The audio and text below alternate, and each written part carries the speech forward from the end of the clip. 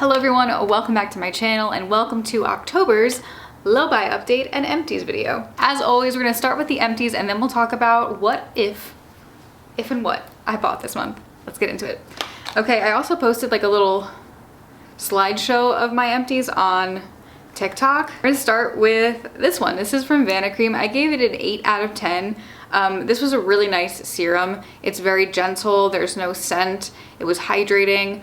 I don't necessarily know if I feel like the vitamin C properties of it, but I think it was an overall like really solid serum that I would repurchase.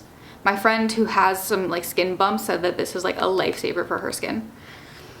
We have two things from Bubble, so let's go through with the one I did not like first. This is the Power Wave Super Hydrating Moisturizer. As you guys know, I have been working through some of the products I got from Ulta Beauty World, specifically Bubble. I wanted to try them and give them a fair shot, and I said in my review video that I didn't like this, and I really didn't like this. For something that's called a super hydrating moisturizer, truly this gave nothing. I felt like my skin was drier at the end of the day wearing this than when not wearing it. I tried it every which way because I felt like it was too thick for a daytime moisturizer. It just felt like it sat on top of my skin. I don't want that kind of energy when I'm outside. So I was like, I'm gonna wear it overnight. And I have to wear it with like an oil on top, and still it felt dry and just like didn't sink into the skin. It kind of gave nothing. So a big miss for Bubble, but then a big hit for Bubble was actually their water cream moisturizer. And I'm usually hit or miss on water creams because I have dry skin. I feel like water creams sometimes aren't hydrating enough for me since their like base is water.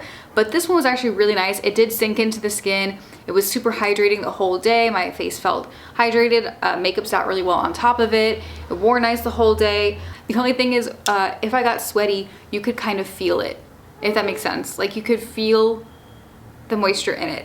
But it wasn't a negative thing. Like, I feel like that happens with kind of any moisturizer in the summer, no matter what you do. So very much enjoyed this, would repurchase this. I think this is a very solid water cream from the drugstore. From COSRX, I'm so sad I went through this. This is the low pH niacinamide micellar cleansing water. I actually have one of these in my carts for when I'm hoping it goes on sale. Truly, I have never liked a micellar water because I think the micellar waters I've tried in the past haven't done anything, but this is so powerful. It's so gentle on the skin. Truly just everything that you have on your face is broken up and wiped off. You feel fresh. It doesn't strip as it pulls off things, and it actually does clean. I'm working with this micellar water I got from like CVS, and it is so bad. It's actually like offensively bad. This was so good. So I 100% would repurchase it. I have it in my cart to repurchase again. It's just a great thing to have on hand, even if you're not like taking off makeup. It's after a long day, you want to take off like your sun care. It's so good. It's the best micellar water I've tried, and it made me change my mind about micellar waters because I was like, they're so useless. I was wrong. Last piece of skincare for this month is from Tower 28. This is the Daily Barrier Recovery Cream, the SOS cream, and I think this is okay. This is like a 6 to 7 out of 10. I appreciate that the brand is like sensitive skin safe, and I do like a lot of their products, but this one just felt like very thick, and I didn't feel like it really sunk into my skin. I felt like things didn't build on top of it the way I wanted them to, and I was wearing it outside in the summer, or when it was like warmer, not the summer, but like when it was warmer, and I did feel it presently moving on my skin, which wasn't my favorite. I'm really happy that I got to try a little bit of this so I didn't like waste a full size, but simply this is just not for me. Even though I'm a very dry girl, I think I prefer in the daytime a lightweight but powerful moisturizer rather than a thick moisturizer. I think there is space for like thick moisturizers, but for me, my preference is a powerful, thinner moisturizer. Now getting into the makeup portion. Woo, I went through some makeup. Woo. Okay, we're gonna start with Charlotte Tilbury. I went through an Airbrush Flawless Setting Spray. I got this little travel size at Ulta Beauty World. I love the setting spray. I love the, is it called Aviator? No, that's the glasses. The aerator on this. The spray on this is really, really nice and fine. It has a pleasant smell. It's not too overpowering. And I think it really just like hydrates and sets the face. So it just looks nice all day long. From Tower 28, I have a mascara. This is the Make Waves mascara, and I have the brown shade Drift. This is one of my favorite mascaras. It's a holy grail. The amount of separation you're able to get from this mascara and length is incredible, but also the wear time is really great because it's almost like sweat proof. It doesn't claim to be waterproof, but I've worn this in like some pretty severe conditions and it doesn't really budge. I mean, of course, if you like start to get like teary-eyed, it's gonna move a little bit, but it doesn't flake. which I appreciate. And honestly, when it does, like, because I have watery eyes naturally, you just like, kind of like, you know, and it goes away. So it's one of my favorites, and I love the brown shade. I think it's like really nice for me because I have lighter eyes. I think that brown really just brings out my eye color more. A mascara that surprised me but I really ended up liking was from Charlotte Tilbury. This is the Exaggerize Volume Mascara. When I have a wand that's like a regular bristle wand like this, I think nothing of it because I don't really like bristles. I feel like they don't separate the lashes in a way that's meaningful for me.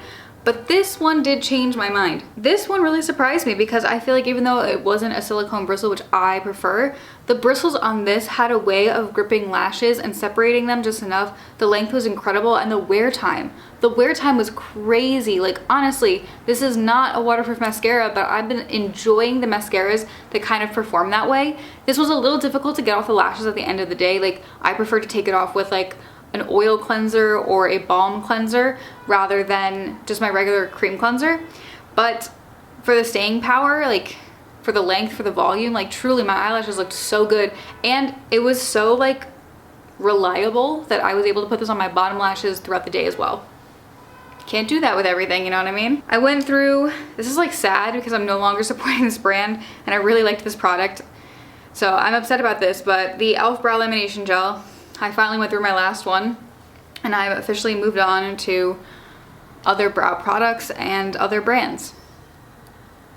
That's a shame. And then the last one, this is kind of expired, that's why it's on here. This is from Nude Sticks. This is their Picante blush. This was with Alana Davidson, their collab. I never quite got this color to work on me. Now it smells a little weird. That's how I know it's expired. I just feel like it wasn't very flattering on my skin tone, even though like she's as fair as me, I would say. I just don't think I'm a fan of like super bright blushes. I think sometimes that they can like overwhelm my face. So I didn't reach for this and then it expired. And I'm not gonna try to hold on to things that are expired in my makeup collection anymore because then I can't use them, so they just collect dust. So that's what I went through this month. Okay, so I did make one purchase this month for beauty products and I had a reason behind it. I already got yelled at by Elise. You know Elise. So Danessa Max was having their anniversary sale and I have been doing this series, I guess, where it's like the category is and then I pick a color and I do a makeup look based off that color. I've like really been enjoying just picking things out of my collection and just like having no idea what to do and putting something on my face. I've been feeling it really like has nurtured like my creative spirit that has been suffering while I'm working at this job I'm working at.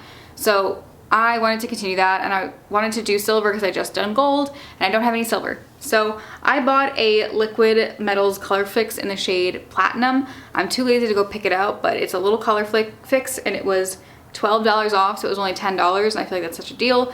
And then I also wanted to do the color is yellow and I do think I actually have more yellow than I thought I did. I was trying to hit like a shipping minimum and I was like, well, what don't I have? And she has these infinite chrome micro pencils that I really love. I have this shade Jade. It's so beautiful. Like for if you don't have anything on your face, you just want a little pop on the inner corner or pop on the waterline, which I can't do because my eye doctor will yell at me, but it's like a great every which way pencil. And I had this really fun idea for like kind of blowing that out and making it yellow. So I bought the Lemon Quartz one of that, which again was $14 off, but it was only $10. And then I've had my eye on this palette. I just used it on my eyes today. Stunning, okay? Also with her, I also have her Lightwork shade on the inner corner. Anyway, I've bought this palette because I have the regular Groundwork palette, the neutrals, and I love the formula of the shadows. Specifically, I love these like pomade shadows. I think they're so unique, so interesting, and they're so versatile. And I just feel like the color payoff on those are something I haven't experienced with other shadows. Danessa puts out some of the highest quality things, and I use that palette all the time. It's super multi-use, and I've had my eye on this palette since it launched, but it was just like so much money.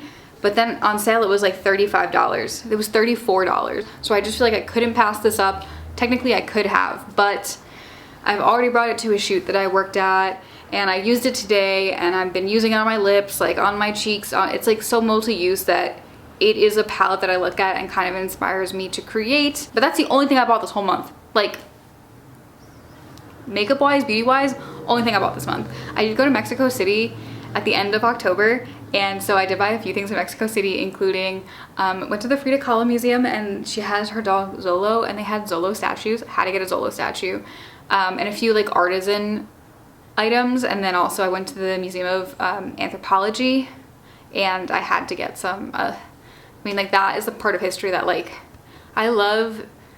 That's where I studied kind of like indigenous, Central Caribbean and South American history. Like, that's kind of where my passion for history lies.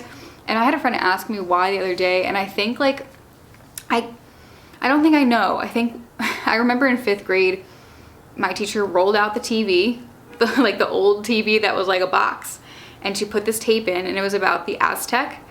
And it was the first time like history had captivated me in such a way. And I remember the tape like talked negatively about the Mexica and their like human sacrifice, and it was the first time that I was like, I don't know if I agree with that. And I was just like really, really interested, and I kept that interest. And so I didn't really study them in like high school more than just like, you know, the paragraph they have in the books. But then when I was in college, I took a colonial Latin America class. It was like one of my prereqs for my bigger history framework. And I was not expecting to like it because the teacher had horrible reviews. And I got in there, and I had the teacher was phenomenal. He was just like difficult. He was just like a hard grader. He wanted you to learn. But I loved that. So I loved him, and I loved the class where we touched on like post-Columbian society. So like after Columbus came and after the conquistadors came, like what that society looked like colonial society there. And I thought that was so interesting. And then I wanted to take every class that this professor offered, and the next class he offered was on the Aztec and the Maya. So I took that, and that was so good. And then I took history of the Caribbean, which we did like indigenous history up until like colonial, post-colonial. So it was all like that time period in that area. And I really wanted to take his like class on South America, but then I graduated. I took every class I could possibly get from this man, and it was so good. And I don't know, I feel drawn to that part of history, and also like modern day Central South American history, Caribbean history as well. And I think part of the reason I feel drawn to that is because like it is American history, because America has been involved negatively, so negatively involved in the affairs of Central Caribbean and South American history. They've sponsored so many awful things, and I feel like it is I should be speaking out against that. It's a part of history that we don't learn about in school. No one would like readily talk about that here because history is super propagandized in the US, but I feel like where I can do the most good as a US citizen is like talking about that. I remember like the first paper I wrote for that professor was on the concept of civility, because like, you know, and all the logs from the conquistadors are like, oh, these people are so uncivilized. And I was like, what is uncivilized? Because these people, yes, are like participating in human sacrifice and sometimes like bloodletting and all of that things for religious reasons, okay? But then Europeans at home are tarring and feathering and drawing and quartering people for no reason sometimes. So I don't know, from then on I was like, yeah, this just feels like something. So I went to Teotihuacan when I was there, and I learned a little bit about it, and then went to the Anthropology Museum, and then I learned everything else, and it was so interesting, and it was so cool, and it was just like, yeah, it was really incredible. I'm gonna try to go to Peru this year to see Machu Picchu, because I saw Chichen Itza last year, the big 3 ruins of the 3 civilizations, because one's Mayan. We don't actually know who lived in Teotihuacan, but it influenced pretty much the entirety of like Mexican indigenous people. Like they all had those similar pyramids. And then the Inca, which I know the least about because I didn't take any classes on it, so I'm excited to read a lot of books on it. But okay, that's my history rant. So I did buy things from there is what I was getting at. I did buy things from there, but that was it. And it was a great experience. So most of my money last month went to that, and I ate so much food.